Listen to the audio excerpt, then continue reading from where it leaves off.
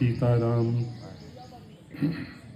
श्री सीतानाथ समारंभां रामानंदार्य मध्यमाम् अस्मदाचार्य पर्यन्तां वंदे गुरुं परंपराम्। शाश्वत जगत गुरु भगवान श्री राघवेंद्र के अवतार के रूप में जगत गुरु भगवान श्री स्वामी रामानंदाचार्य जी का भूमंडल पे अवतरण हुआ। आज उनकी 726वीं जन्म जयंती का उत्सव मनाने की हम सब कोशिश कर रहे हैं। प्रयास है जगत गुरु भगवान श्री स्वामी जी ने जो हमारे ऊपर अनंत उपकार किए हैं, उन उपकारों को देखते हुए हृदय में एक भाव पैदा होता है। हिंदू सनातन धर्म में सबसे महत्वपूर्ण जो एक सूत्र है वो है कृतज्ञता।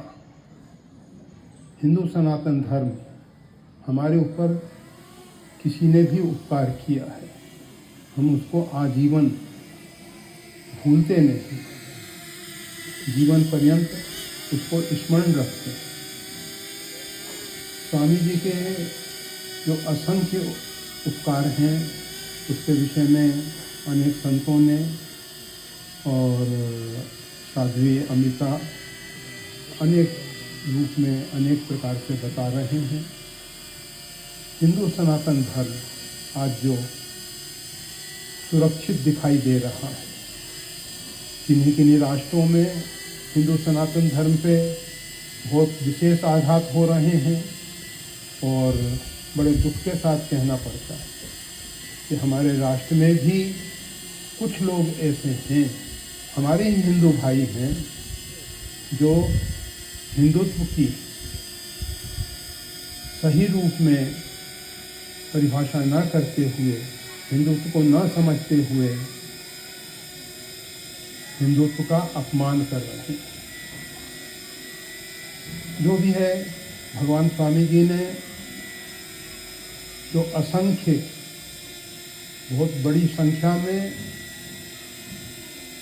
विधर्मियों के द्वारा जो इस्लाम को कबूल करने के लिए मजबूर किया गया था, उन सब में से बहुत अधिक लोगों को पुनः हिंदू सनातन धर्म में लाने के लिए बहुत बहुत बड़ी कृपा की।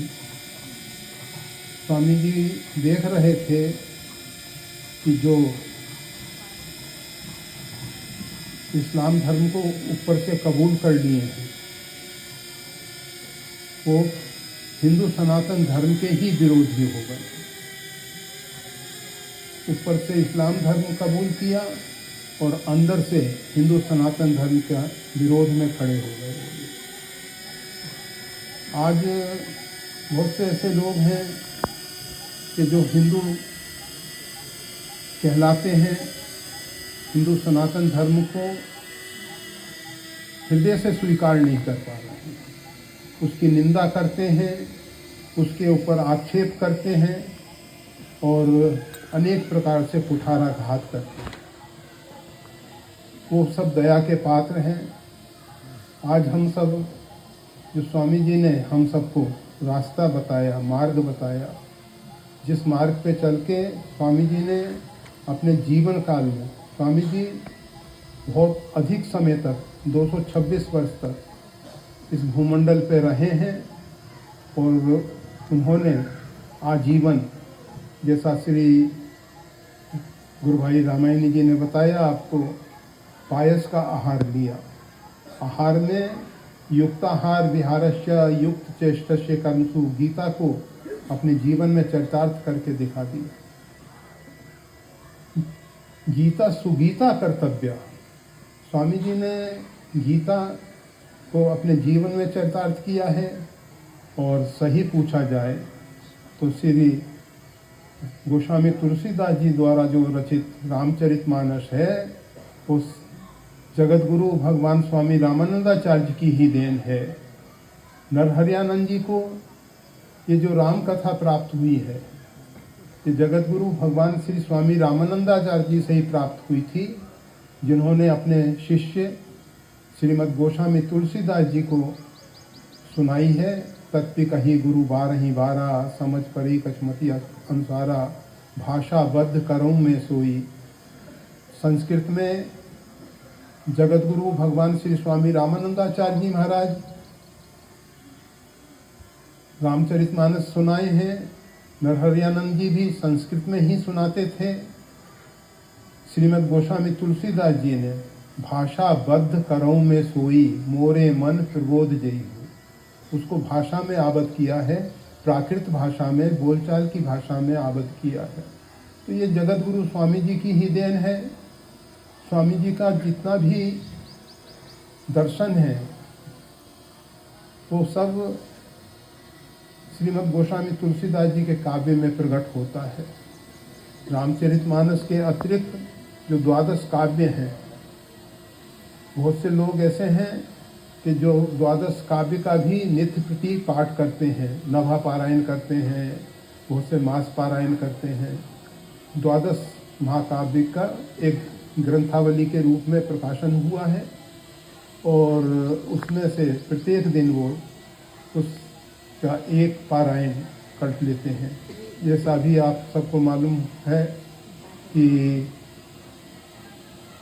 प्रशांत भाई कुलकर्णी और उनके मित्र मंडली और उनके सहचर इत्यादियों के माध्यम से जगत गुरु स्वामी जी की रचना अध्यात्म राम रक्षा का अभी भगवान स्वामी जी की जयंती के अवसर पर पारायण हो रहा है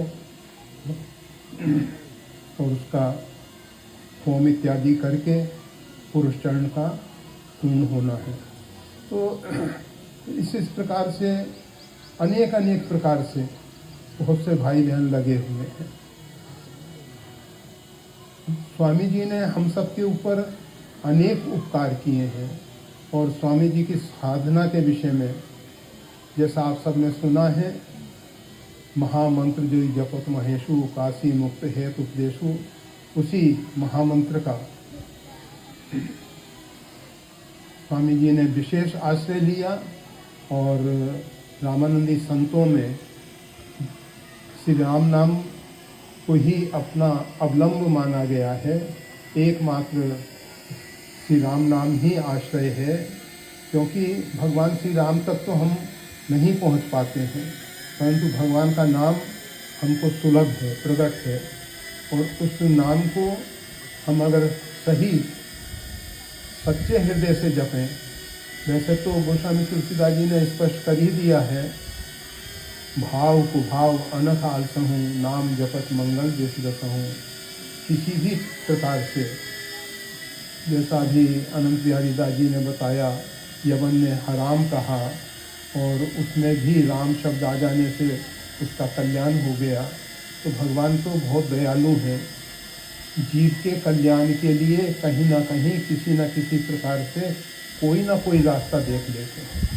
भगवान की जो दयालुता है, ऐसो को उदार जन माही, बिन सेवा जो द्रवय दीन पर, राम सरित को नाही। इसी प्रकार से हमारे आचार्य श्री ने हम सबके ऊपर बहुत उपकार किए हैं और आज उनका जयंती महोत्सव मना रहे हैं। ये बड़े सौभाग्य की बात है। मध्य गुजरात मंडल के श्रीमान जमुनादास जी महाराज अपने साथ मंडल के कुछ संतों को लेके यहाँ उपस्थित होते हैं। मंडल की संख्या तो लगभग 125 से अधिक है, परंतु हम सबका भाग्य कम है, जिससे हम उन सब संतों का दर्शन नहीं कर पाते हैं। और उसके पीछे कारण भी है, क्योंकि जयंती महोत्सव गुजरात में बहुत बड़े स्तर पे बहुत स्थानों पे मनाया जा रहा है। हम चाहते हैं, हृदय से चाहते हैं कि स्वामी जी की जो विचारधारा है वो घर घर तक पहुँचे प्राणी मात्र के हृदय में निवास करे और वो स्वामी जी के बताए हुए मार्ग पे चलकर अपने जीवन को कृत्य करें। क्योंकि आज जो मानव शांति की खोज में भटक रहा है, ये जीव जो है अनादिकाल से भगवान से विमुख होकर भवटवी में भटक रहा है और उसको शांति नहीं मिल रही। हम शांति की खोज पद प्रतिष्ठा में, धन दौलत में, परिवार में कर रहे हैं। वो हमारी भ्रांत धारणा है। स्वामी जी ने कहा, जब तक चित्तवृत्ति हमारी बहिर्मुख रहेगी तब तक हमको जो परम शांति है, परम सुख है, वो नहीं मिल सकेगा। अगर हम अपने स्वरूप का आनंद चाहते हैं, हम अपने स्वरूप में स्थित होकर जहाँ बाहर के देश काल वस्तु से मिलने वाला जो सुख है उसका अभाव हो जाता है और हमारा जो वास्तविक स्वरूप का आनंद है वो प्रकट होता है, तो स्वामी जी ने अंतर्मुखी साधना को विशेष महत्व दिया। उनके बताए हुए मार्ग के अनुसार जब साधक आगे बढ़ता है तो जो वेद का सार, एक ओंकार, प्रणव, वही स्वामी जी कहते हैं रोम रोम रननकार। उसके रोम रोम में रननकार की ध्वनि आपको शायद मालूम होगा। ओंकार एक ध्वनि विशेष है जिसमें अ उ म की ध्वनि प्रकट होती है। वो सभी ध्वनियों का प्राण है। अगर उस ध्वनि को एक बार पकड़ लिया जाए, जैसे स्वर्णकार स्वर्ण के आभूषणों में स्वर्ण को पहचान जाता है, इसी प्रकार से जिस व्यक्ति ने रनंकार की ध्वनि को, ओंकार की ध्वनि को, प्रणव की ध्वनि को, उद्गीत को समझ लिया, वो जानता है कि सभी ध्वनियों में रनंकार की ध्वनि, ओंकार की ध्वनि, प्रणव की ध्वनि प्रकट हो रही है और वही इस सृष्टि का मूल मंत्र है। वो जब अंतर्मुखी साधना में साधक आगे बढ़ता है तो वो ध्वनि अपने आप रोम रोम से प्रकट होने लग जाती है। प्रारंभ में वो ध्वनि उसको अपने हृदय में सुनाई देती है। हृदय में सुनने के बाद बाहर प्रकट होती है, उसके नज़दीक सुनी जा सकती है और जब और आगे बढ़ते हैं तो उसके आसपास का जो वातावरण है उस ध्वनि के स्पंदनों से इतना भर जाता है कि कोई भी उस क्षेत्र में प्रवेश करता है तो उससे प्रभावित होकर उसके हृदय के विचार बदल जाते हैं। नीलगिरी के ऊपर काकभूषण जी निवास करते हैं, वहाँ 1 योजन पर्यंत माया का प्रवेश नहीं हो पाता है। उसका कारण क्या है? उस ध्वनि के स्पंदन जो हैं वो 1 योजन पर्यंत फैले हुए हैं और उस क्षेत्र में जब कोई प्रवेश करता है तो उन स्पंदनों के द्वारा उसका हृदय पवित्र हो जाता है। उसके हृदय में दिव्य भगवान के स्वरूप का प्राकट्य होता है और भगवान का जो स्वरूप मन बुद्धि वाणी से परे है, राम स्वरूप तुम्हार वचन अगोचर बुद्धि पर, वो जो भगवान का स्वरूप है वो प्रकट होता है। और वो जो स्वरूप प्रकट होता है तो फिर जीव ये बाह्य सुखों की दौड़ से बच जाता है।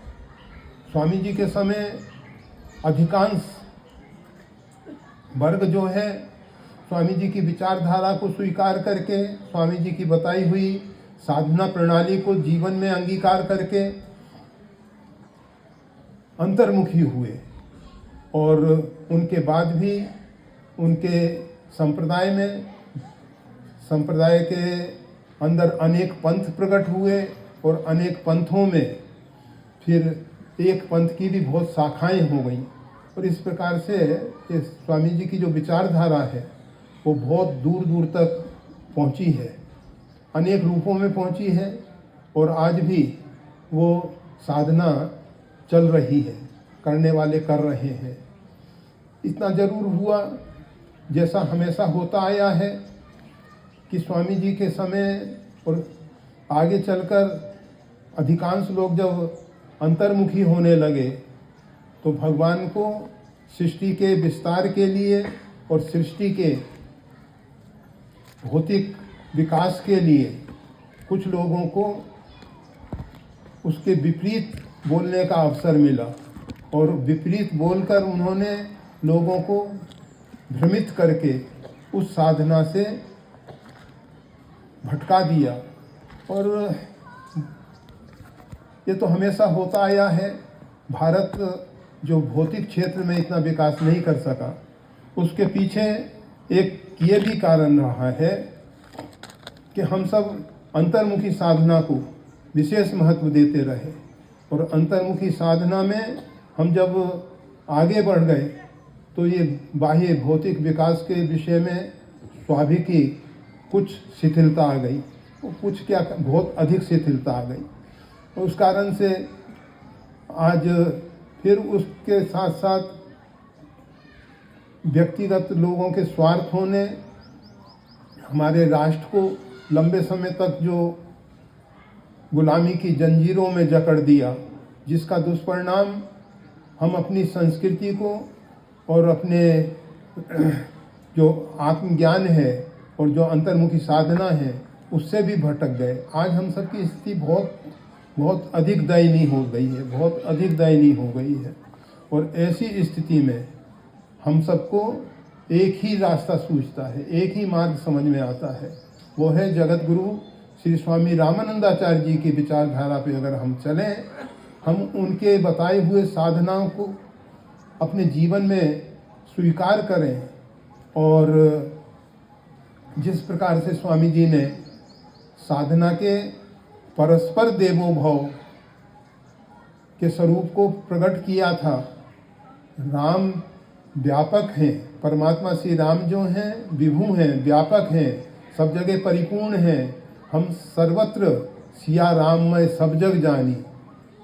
और उससे भी आगे बढ़ जाएं तो उमा जे राम चरण रत विगत काम मत क्रोध निज प्रभुमय देखई जगत, निज प्रभुमय देखई मान ही नहीं, सिया राम में सब जग जानी में जानना और मानना है, और देखई में प्रत्यक्ष दिखाई देता है कि सब जगत जो है भगवान का स्वरूप है। तो उस स्थिति में हम सबको पहुंचना है। हम किसी से द्वेष नहीं, किसी से घृणा नहीं, परंतु हमेशा एक बात ख्याल रखनी होगी, आपो नारायण, जल नारायण का स्वरूप है, परंतु गंदे नाले को हम दूर से ही नमस्कार करते हैं, हम उसके नज़दीक भी नहीं जा पाते। वो भी आपो नारायण, वो भी नारायण का ही स्वरूप है। इसी प्रकार से भगवान के बहुत से स्वरूप ऐसे हैं जिनको हम जीवन में स्वीकार नहीं कर पाएंगे और नहीं कर सकते हैं और नहीं करना चाहिए। वैसे ये संपूर्ण जगत सिया राममय है, इसको निर्विवाद स्वीकार करना ही पड़ेगा।